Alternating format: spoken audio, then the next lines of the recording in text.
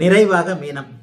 ஐயா, மீனராசிக்காரர்களுக்கு இப்போது ராசியில் சுக்கிரன் இருப்பது ஒரு மிகப்பெரிய பாதுகாப்பு. ராகு அங்கே உட்காந்துக்கிட்டு உங்களுடைய எண்ணங்களை இருட்டடிச்சுக்கிட்டு இருக்கிறார்.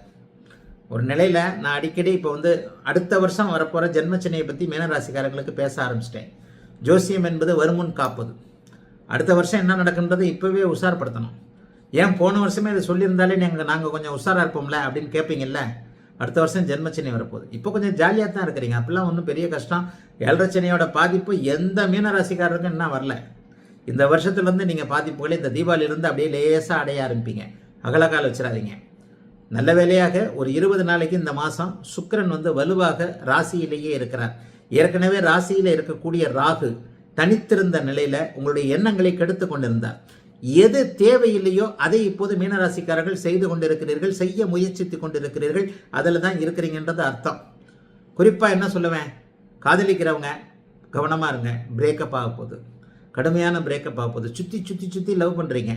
அந்த லவ் பண்ணுறவங்க எல்லாருக்குமே தேவையில்லாத ஒருவரை தான் லவ் பண்ணுவீங்க. அதாவது உங்களுடைய தகுதிக்கு, உங்களுடைய எண்ணங்களுக்கு, உங்களுடைய ரசனைகளுக்கு மாறான கீழாக இருக்கக்கூடியவரை தான் நீங்கள் காதலிப்பீங்க. அடுத்த வருஷம் அது அப்படியே ரொம்ப பெரிய அளவில் ஆண் பெண் இருபாலருக்குமே சொல்கிறேன், பிரேக்கப் ஆகும். பெண்கள் ரொம்ப கவனமாக இருங்க. ஜென்மச்சனியில் தான் இழக்கக்கூடாதவைகளெல்லாம் இழப்பீங்க. அந்த இழக்கக்கூடாதவைகளை இழந்து விட்டோமே என்கின்ற குற்ற உணர்ச்சியே அப்படியே போட்டு வாட்டி வதைக்கும் ஒரு வருஷம் 1.5 வருஷத்துக்கு. அதற்கெல்லாம் ஜோதிடம் சற்று முன்னெச்சரிக்கையாக சொல்வது, எதிலும் கொஞ்சம் கவனமாக இருங்க. கொஞ்சம் புதிய பழக்க வழக்கத்தை கற்றுக்காதீங்க. இளைஞர்களுக்கு ஒரு 18-20 வயசில் இருக்கிறவங்களுக்கு சொல்கிறேன், இந்த 6 மணிக்கு மேலே பார்த்தா அப்படியே 2 வீலராக போய் நிற்கிது பாருங்கள். டிராஃபிக் ஜாம் ஆகுது.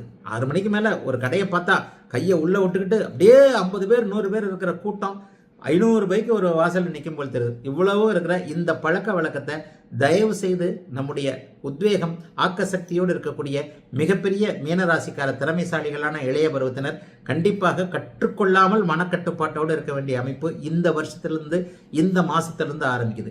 ஏன்னா ஜென்மச்சனிக்கு முன்னாடியே இந்த மாதிரியான பழக்க வழக்கங்களை கொண்டு வரோம். என்ன மாறுதல்களை கொடுக்க வரோம், மனமயக்கத்தை கொடுக்கும், மூளையில் ஏதாவது ஒரு மாதிரியான விஷயங்களை கொடுத்து தேவையில்லாத விஷயத்தில் அப்படியே கொண்டு போய் நம்மளை உள்ள இழுத்து எப்படா நம்ம இந்த இதை வேலையை செஞ்சோம், எப்படி இவரை பார்த்தோம், எப்படி இவர்கிட்ட பேசணும், ஏன் இப்படி பண்ணணும், ஏன் இந்த விஷயத்த செஞ்சோம், ஏன் இந்த வேலையை விட்டோம், ஏன் இந்த தொழிலை ஆரம்பித்தோம், இந்த மாதிரியான விஷயங்கள் இந்த மாதம் ஏப்ரல்லேருந்து ஆரம்பிக்கும். அதனால தான் இந்த மாதத்துலேருந்தே நான் எல்லா சேனல்களையும் மீனராசிக்கு பற்றி இப்படி பேசிக்கிட்டு இருக்கேன். இந்த மாதத்துக்கு பலன் சொல்கிறதெல்லாம் ராசி பலன் கிடையாது. அடுத்து என்ன நடக்கும்ன்றதா ராசி பலன். ஆகவே மீனராசிக்காரர்கள் அகலக்கால் வச்சிடாதீங்க, வேலையை விட்டுறாதீங்க. அரசனை நம்பி புருஷனை கைவிட்ட கதையெல்லாம் வரும். சில நேரங்களில் ரொம்ப கடுமையாக ஒரு மாதிரி உரைக்கிற மாதிரி சொல்லுவேன். போக போக போக தீபாவளிக்கு பிறகுலாம் வெக்கம், மானம், சூடு, சொர்ணம் எதுவுமே வேலை விஷயங்கள் இருக்கக்கூடாது. எதிர்ப்புகள் அதிகமாகும். வேலையில் நம்மளை விட்டு தூக்கலாமான்ற யாருன்னா ஒருத்தர் இது பண்ணுவாங்க, அல்லது நமக்கே ஆசை தூண்டில் வார்த்தை போடப்படும். இதை விடியா பெருசாக அதோட ஜாம்னு இருக்குது.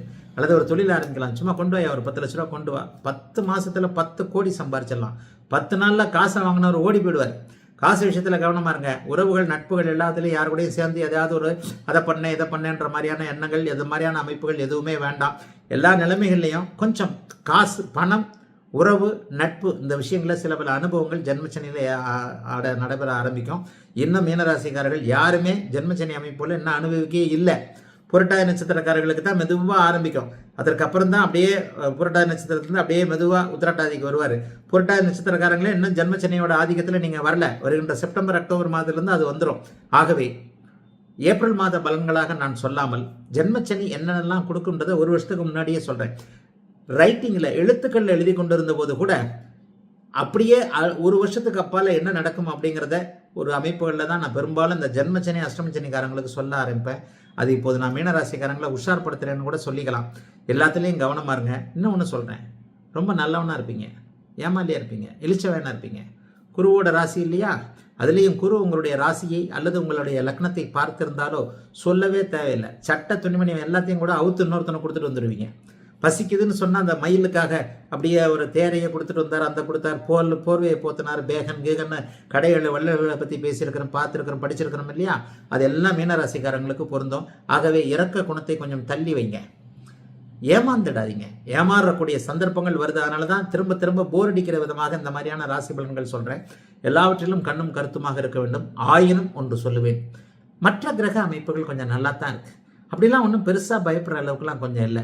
கான்ஃபிடென்ட்டாக இருந்து எல்லாத்தையும் ஜெயிச்சிருவீங்க. இந்த ஏப்ரல் மாதத்திலிருந்தே இந்த மாதத்திலிருந்தே அப்படியே படிப்படியாக ஏதேனும் ஒரு நிலையில் அகலக்கால் வைக்காமல் குடும்பத்தில் வாயு அமைப்புகளை விடாமல் தேவையின்றி சண்டைகளில் ஈடுபடாமல் தேவையின்றி ஒரு விஷயத்தை ஆரம்பித்து புதிதாக ஒன்றை கற்றுக்கொண்டு இப்படின்னு வச்சுக்காம எல்லாவற்றிலும் கட்டுப்பாட்டோடு இருப்பதன் மூலமாக மீனராசிக்காரர்கள் பரம்பரை உள்ளவங்களை கையே விடாது. ஏன்னா நீங்கள் நல்லவங்க, அதன் மூலமாக நீங்கள் வாழ்வீர்கள் என்பதுதான் உண்மை.